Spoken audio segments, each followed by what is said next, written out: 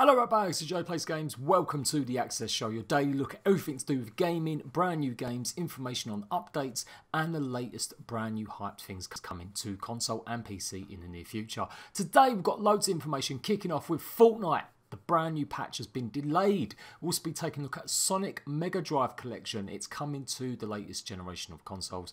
And some problems with Citadels Forged with Fire. What happens when early access games begin to die? Also taking a quick sneak peek at stuff with Deep Rock Galactic, and Twitch Prime is taking on Xbox Live and the PS Plus situation. They're going to be announcing they're releasing free games every single month. They already do this if you're on Amazon, but they're adding their own flavour to it with Twitch Prime. So it's all in the Access Show, plus a little bit of info about City Skylines coming and Surviving Mars releasing tomorrow. So, Fortnite's newest patch has been delayed. Update 3.3 was supposed to go live on March 14th, but developer Epic ran into unspecified issues. So the studio is delaying the patch until it can fix it. Epic added it's currently working on a solution and will announce more details on its progress as information becomes available. Now, there hasn't actually been that much information about what's going to be in the 3.3 update. There isn't like anything that said definitely. They haven't released any patch notes, which they normally do. They normally release the patch notes a day before. But yes, the developer did tease that players will be able to come across a supply llama in Battle Royale. And if you've been logging into Fortnite, you'll know all about the remote explosives possibly coming as a brand new item. So it does mean though that the squads of 5 in 20 versus 20, that is still going ahead. You're going to be able to play that limited time mode a little bit longer, as it's going to carry on running until the next update. And just an FYI, if you're desperate to play Fortnite on your mobile phone and you've signed up for the betas or the actual online sign up, be very careful about who you're actually getting emails from. Fortnite put this tweet out last night or yesterday saying they have not sent out any mobile invites yet. So if you've received any invites asking you to join the Fortnite game on your mobile, be prepared for that to be some sort of scam or some sort of virus. So the Sonic Mega Drive Collection is releasing on PC, PS4 and Xbox One. This one has been around for a long time. I swear to God, I'm sure it was around on the PlayStation 2, then the PlayStation 3, then Xbox 360 as well. And now it looks like it's coming to PS4 and Xbox One as well. It's got all the usual stuff that you might have been used to seeing from your childhood in the 90s. Including obviously Sonic the Hedgehog, Toe Jam and Earl, a bunch of other great games, Golden Axe. Some of these I remember fondly because I was always a actual gamer, Sega guy. I had the Master System, then I had the Genesis or the Mega Drive in the UK as it's known, and I really nearly ended up buying the Dreamcast, not Dreamcast, the CD one, the Mega CD, but I never got around to it, or the Dreamcast. I think I'd stopped playing games for a little while by then. So I really hope the game is going to be in a high res and they've added some bonus modes to it. If it's straight up just a copy or just a port from the Xbox 360 or the PS3 version, I won't be that impressed. The games are great. You can buy lots of these consoles that have even more of the actual Mega Drive games in them though. You just plug them into your TV and there's like 50 or 60 of them for about the same price. So I really do hope they add some new things to it. Obviously there'll be new achievements and trophies for it, but I really hope they're adding some new time modes and stuff like that to some of these classics. Surviving Mars is only one day left before it releases on Xbox One, PS4 and the PC. I can't wait to try this, guys. I'll be taking a look at the rise of city and building games like these on console and how popular they're becoming, and hopefully it opens up the floodgates for a lot more PCs to do the business.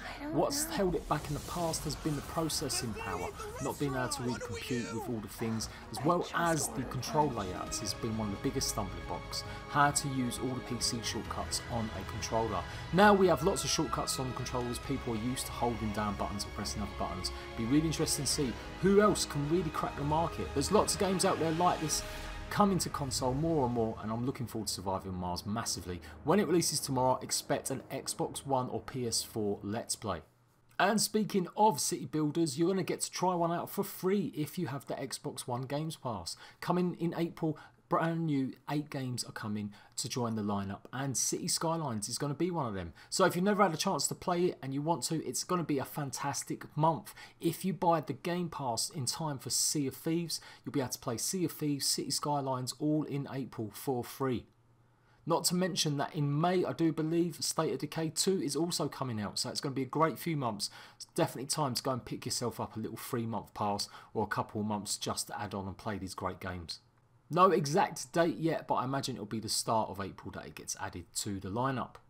And just a quick tiny little glance at some new creatures coming to Deep Rock Galactic. It's only been out a little while, but they're already putting out art telling you guys what to expect. Brand new mobs. I really like the game. I haven't had a chance to do as much as I want on it. Expect some more content very soon. But this mob here jumps onto power lines and comes and attacks you. If you've not heard of it, go and check out my Let's Play. It's a really cool game. I'm really enjoying it. It's just a load of fun about space dwarves in space mining, and look at the beard action on these guys. Absolutely epic. I'm going to grow my beard back exactly like one of these dudes. Maybe not the hairstyle though. I think I'll leave the hairstyle alone. And finishing up with Citadel Forged with Fire. Do you remember this game? The fantasy game. It's going to be a survival game. All sorts of things to do with magic in it. It came out just at the end of last year, or the middle of last year, and it's not done very well at all. There was high hopes for it to come to console. It launched with a trailer for the Xbox Game Preview program, so a lot of people took that to mean it would be coming. I thought that as well. But it really shows what happens if you're not listening to your player base and not innovating enough. Now, they have been releasing consistent updates, but the latest one, a Quidditch-style arena update, has not gone down very well at all. People are absolutely incensed on Steam that they've focused on this rather than gameplay or game-breaking bugs, issues, adding more content to the base game rather than this maybe bit of a cheap cash-in. I don't know. I'd like to give this a try, but apparently it's very hard to even get a match because you need players on it. There are other stuff as well. You can see this as well. This looks pretty interesting. It does look cool. Like, I like the funness of it. I don't know. Maybe people were misinformed when it launched. I mean, it has broomsticks in it. It has a lot of magic. So the idea that it's taking, you know, inspiration from Harry Potter maybe shouldn't be that much of a stretch. They're trying to probably just generate some interest in it, looking at other games that have done that successfully, like Fortnite jumping from a PvE experience to Battle Royale. Maybe Citadels thought they could do the same and cash in on the Rocket League sort of system. But if you look at the reviews, the recently ones, oh my gosh, there is a lot of negativity, especially in the forums when you delve into it. There's just not that many people playing the game either. This is their average since October. In fact, if we go back a whole year, you'll see really it has been stagnant and just hasn't been doing much. This is their player base since October, and as you can see, they had a nice little peak in November, and then it just started dying. Now, a couple of updates they have released have been consistently doing well, and they have bumped up the player counts. But when your game is literally only getting 100 players per sort of day playing the game, that is bad news. I think if they could have got this onto Xbox, it could still take off. I do believe there is still a lack of games like this, survival games, or just different types of fantasy games that are open world, multiplayer games like this. So if they can find an investor to do the port, I'm sure that would be amazing.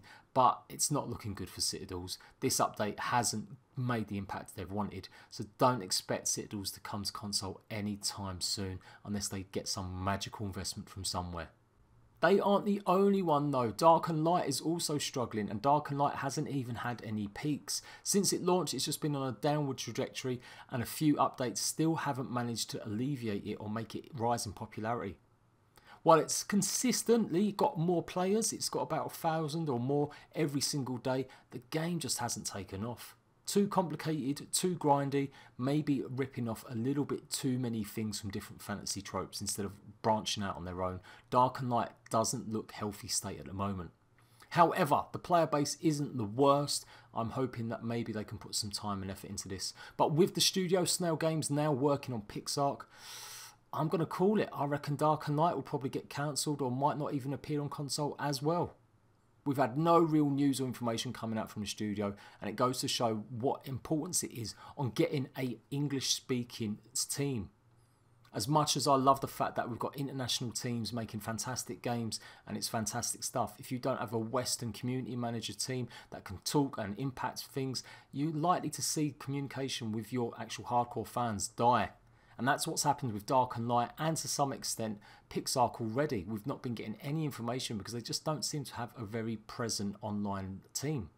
And don't underestimate the importance of a community management team. They're really, really important in generating hype and things they do, maybe making trailers, helping things go along. And it just hasn't been happening. I've just not seen any hype about Dark and Light since it launched. So there you go, two games that are probably looking likely not to succeed or maybe even make it out of early access.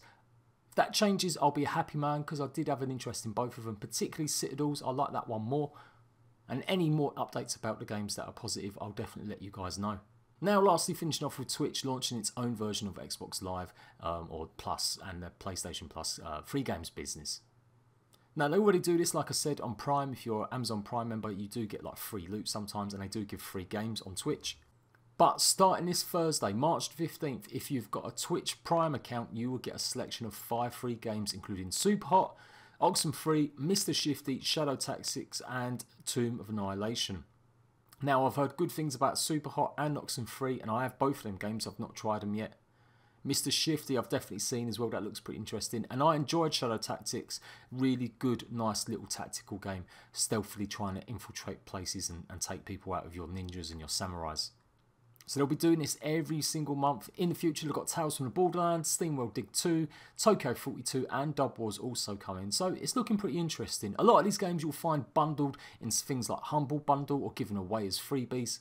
So it's not like we're maybe going to start seeing AAA games being given away for free. But hey, it's extra bonuses for people that are on Twitch with Prime. And that is it, guys. That is the Access Show today. Coming up today as well, I've got part 2 of my Pantropy Let's Play, taking a look at the brand new mechs in the survival game. And we'll be live streaming even more of the Darwin project. You guys have been enjoying that last 2 days, and so have I. And hopefully we'll be getting back onto Dino Wars as well. Until then, Ratbags, I will see you very soon.